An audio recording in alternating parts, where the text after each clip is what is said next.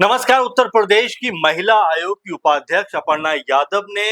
नेता प्रतिपक्ष राहुल गांधी के ऊपर ताबड़तोड़ हमला कर दिया है। उन्होंने उनके ऊपर तमाम सवालों की बौछार कर दी है और ये कहा कि राहुल गांधी जिस तरह की राजनीति कर रहे हैं उससे देश का कुछ भला नहीं होने वाला है। आपको बता दें कि अपर्णा यादव ने ये जो कुछ कहा है, दरअसल वो रायबरेली गई हुई थी और वहां पहुंचकर उन्होंने राहुल गांधी के ऊपर तमाम तरह के बड़े-बड़े आरोप लगा दिए और ये भी कहा कि जिस तरीके का माहौल इस समय देश में बना हुआ है, उसका जिम्मेदार अगर कोई है तो वो विपक्षी दल हैं, राहुल गांधी हैं और तमाम जो विपक्षी जो पार्टियां हैं, वो इसमें इन्वॉल्व हैं। क्योंकि उन्होंने कुछ दिनों पहले भी कहा था कि जिस तरह से जंतर-मंतर को लेकर पूरा हो-हल्ला मचा हुआ है कि छात्रों की लाठी से पिटाई कर दी गई, लेकिन जो पुलिसकर्मी घायल हैं उनकी बात कोई नहीं करना चाहता। क्योंकि अगर छात्र घायल हुए हैं तो पुलिस वाले भी घायल हुए, इस बात को रखते हुए अपर्णा यादव नजर आई थी। लेकिन अब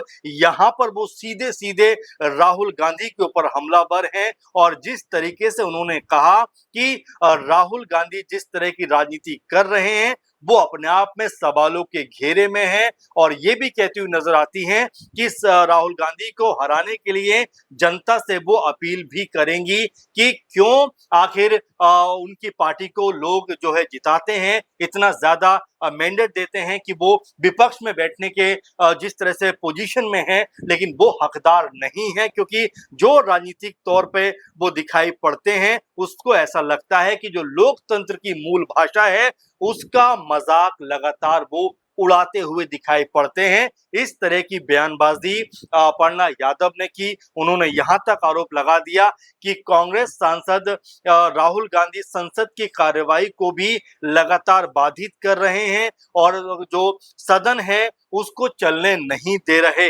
उपाध्यक्ष अपर्णा यादव ने कहा कि ऐसे नेताओं को जनता को पहचानना चाहिए और अगले आने वाले चुनाव में जनता को इन्हें हराना चाहिए और बाहर का रास्ता दिखाना चाहिए। अपर्णा यादव एक बड़ा यहाँ पर सवाल खड़ा करती हुई दिखाई पड़ती हैं राहुल गांधी के ऊपर जो हमलावर हैं, लेकिन यहाँ पर वो अखिलेश यादव के ऊपर कुछ नहीं बोली। क्योंकि जब पूरा प्रोटेस्ट चल रहा था पीएम आवास के बाहर में, जब राहुल गांधी वहां पर जो है ये लगातार आवाज बुलंद कर रहे थे कि शिक्षा मंत्री जो है धर्मेंद्र प्रधान, उनको अपने पद से इस्तीफा दे देना चाहिए, तो उस समय उनके साथ में अखिलेश यादव भी मौजूद थे और उसके बाद राहुल गांधी और अखिलेश यादव को हिरासत में भी लिया गया। हालांकि कुछ समय के बाद छोड़ दिया गया, लेकिन सिर्फ उन्होंने राहुल गांधी का जिक्र किया। संसद में भी देखा कि अखिलेश यादव ने ताबड़तोड़ तरीके से जो स्पीकर हैं ओम बिरला, उनके साथ में जोरदार बहस करते हुए कहा कि यहाँ पर बात धर्मेंद्र प्रधान के इस्तीफा देने या ना देने की नहीं है, बल्कि यहाँ पर बात है कि आखिर छात्रों के ऊपर आपने लाठीचार्ज कैसे कर दिया, बहन बेटियों के कपड़े आपने कैसे फाड़ दिए। यानी इस तरह की आवाज को बुलंद करते हुए अखिलेश यादव को देखा गया, लेकिन अपर्णा यादव ने उनके बारे में कुछ नहीं बोला। वही डिंपल यादव का जिक्र करें तो डिंपल यादव जब जंतर मंतर पर ये तमाम चीजें चल रही थी, उस बीच में डिंपल यादव का एक ऐसा चेहरा दिखाई पड़ता है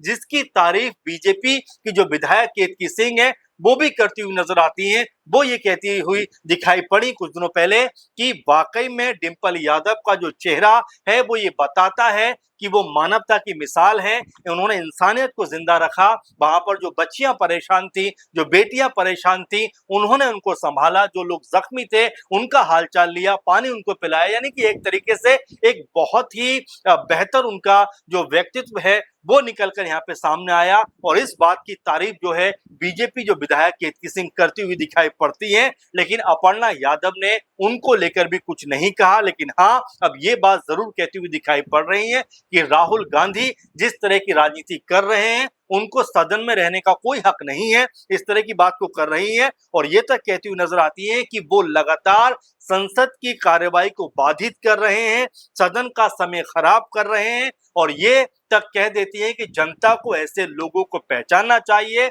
और आने वाले चुनावों में हराकर इन्हें सदन से बाहर का रास्ता दिखाना चाहिए। अब क्योंकि उत्तर प्रदेश में चुनावों का माहौल है, लगातार चुनावों की सरगर्मियां तेज हो रही हैं, तमाम समीकरण बनते हुए दिखाई पड़ रहे हैं, लेकिन उससे पहले जंतर मंतर पर जिस तरीके से ये पूरा आंदोलन चल रहा है उसमें सरकार भी अपने आप में दबाव में महसूस कर रही है, क्योंकि सोनम वांगचुक की लगभग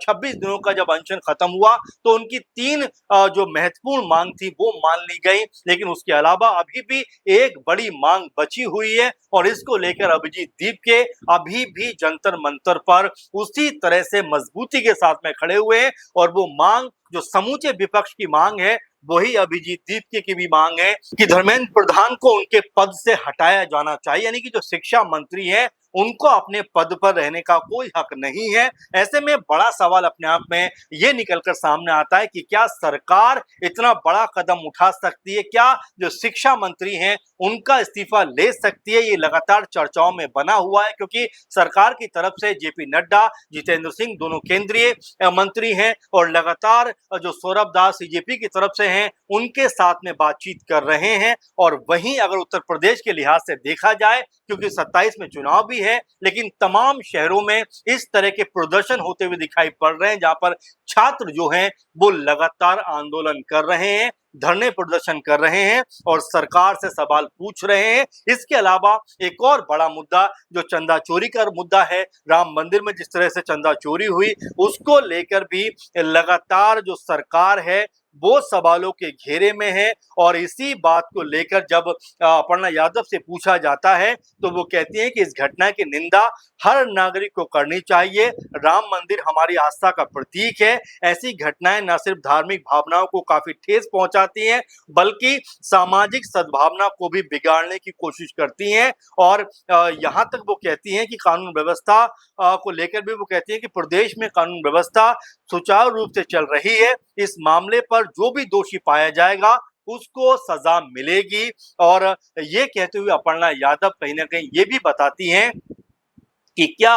वाकई में उत्तर प्रदेश में जो योगी सरकार है वो मजबूती के साथ में जो भी दोषी पाए जाएंगे राम मंदिर जो चंदा चोरी मामले में उनके ऊपर मजबूती से कार्रवाई करती हुई दिखाई पड़ेगी। लेकिन यहाँ पर अपर्णा यादव जिस तरह से रायबरेली पहुंची हैं उसको लेकर भी तमाम तरह की बातें उठती हुई दिखाई पड़ती हैं कि क्या आने वाले चुनाव में अपर्णा यादव को भी टिकट मिलता हुआ दिखाई पड़ेगा, क्या अपर्णा यादव जो है वो चुनाव में उतरती हुई दिखाई पड़ेंगी, क्योंकि 2021-22 से वो बीजेपी में शामिल है लेकिन अब तक एक बार भी उनको चुनाव में लड़ने का मौका नहीं मिला है। कुछ समय पहले उनके पति का भी निधन हो जाता है, उसके बाद तमाम जो यादव परिवार है जिसमें अखिलेश यादव, डिंपल यादव, शिवपाल यादव और भी तमाम जो परिवार के लोग हैं वो अपर्णा यादव को संभालते हुए दिखाई पड़े थे। उस समय भी लगातार चर्चा खूब उठ के सामने आई थी कि क्या